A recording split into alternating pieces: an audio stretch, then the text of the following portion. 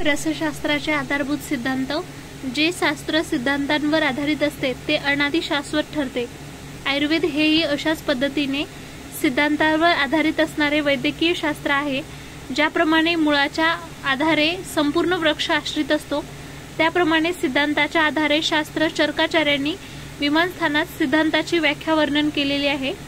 अर्थात इथे दिलेला आहे बघा, सिद्धांतो नाम यह परीक्षके बहुर्विध परीक्ष हेतुभिश्च साधयित्वा स्थाप्यते निर्णयः। अर्थात एखाद्या तत्वात अनेक परीक्षकाद्वारे विविध परीक्षा करून त्याचा तर्कसंगत निर्णय स्थापित केला जातो त्याला सिद्धांत असे म्हणतात। सिद्धांत हा सार्वकालिक, सार्वभौमिक व शाश्वत असतो। अनेकविध परीक्षकांच्या अखेरीस तर्कसंगत कार्यकारण व हेतूवर आधारित असतो। प्रकृतीच्या महत् प्रयोगशाळेत अनुभव, युक्ती, कौशल्य व चिंतनातून निर्माण झालेला असतो। विज्ञानाच्या प्रत्येक शाखेत काही असे आधारभूत सिद्धांत असतात ज्याच्या आश्रयाने ते शास्त्र टिकून राहते व विकसित होते। रसशास्त्र समजण्यासाठी व त्याच्या विकासासाठी रसशास्त्राचे आधारभूत सिद्धांत माहीत असणे आवश्यक आहे।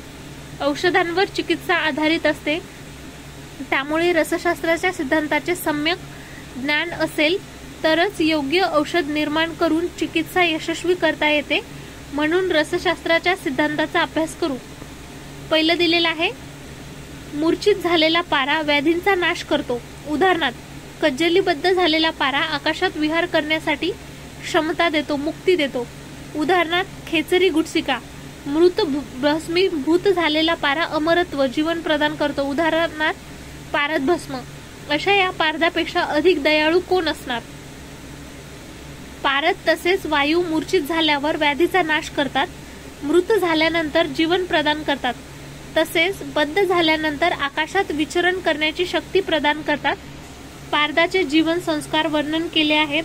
वैद्य तेवढे करू शकत नसल्यास प्रधानभूत संस्कार करून रोगनाशनार्थ पारदाचा उपयोग करावा। तात्पर्य, असंस्कारित पारा औषधात वापरू नये।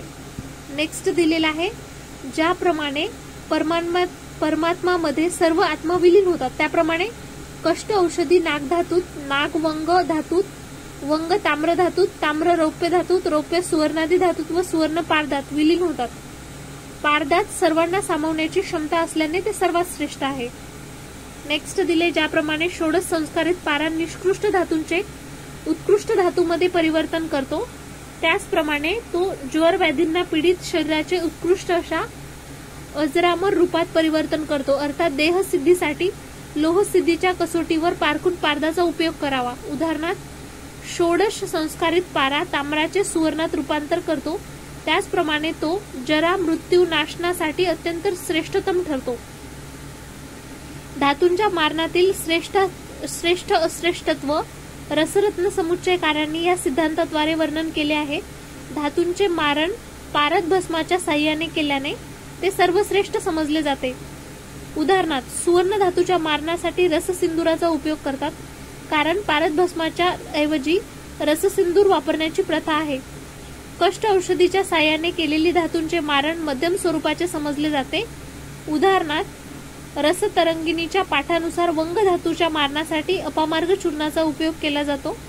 गंधकादी द्रव्याच्या साह्याने केलेले धातूचे मारण कनिष्ठ दर्जाचे समजले जाते। उदाहरणार्थ, गंधकाच्या साह्याने केलेले ताम्र धातूचे मारण। अशा पद्धतीने तयार केलेले ताम्रभस्म हे अंजनादी बाह्य प्रयोगासाठी वापरले जाते।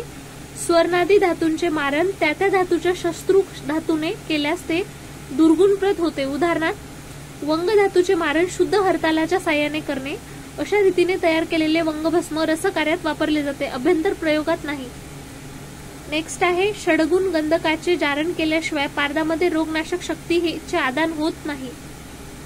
शरीरावर रसायन म्हणून कार्य करण्यासाठी पारदात अभ्रक व सुवर्णाचे जारण करणे अनिवार्य आहे। उदाहरणार्थ, षडगुण बलिजारित रससिंदूर, हेम अभ्र सिंदूर। पारदामध्ये जारण करताना जारित केल्या जाणाऱ्या द्रव्यांचा क्रम कोणता असावा त्याचे विवेचन आयुर्वेद प्रकाशकारांनी या सिद्धांताद्वारे केले आहे।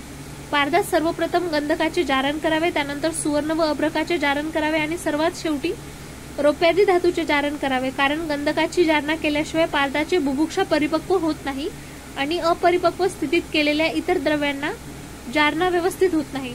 म्हणून पारदाची बुभुक्षा परिपक्व करण्यासाठी व पारदाचा अग्नी वाढवण्यासाठी सर्वप्रथम पारदात गंधकाची जारणा करतात. जो रसवैद्य प्रथम अभ्रक जारण, नंतर गर्भदुर्ती जारण व सर्वात शेवटी सुवर्णाचे जारण करण्याच्या क्रमाने ज्ञान घेत नाही, तो विनाकारण पैसे व्यर्थ करतो. थोडक्यात सफलता प्राप्त होत नाही.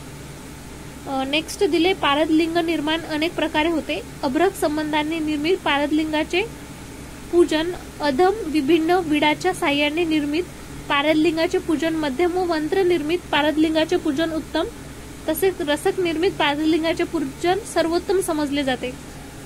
पारद शुद्ध असला तरीही गंधक जारण केल्याशिवाय औषधी योगात वापरू नये.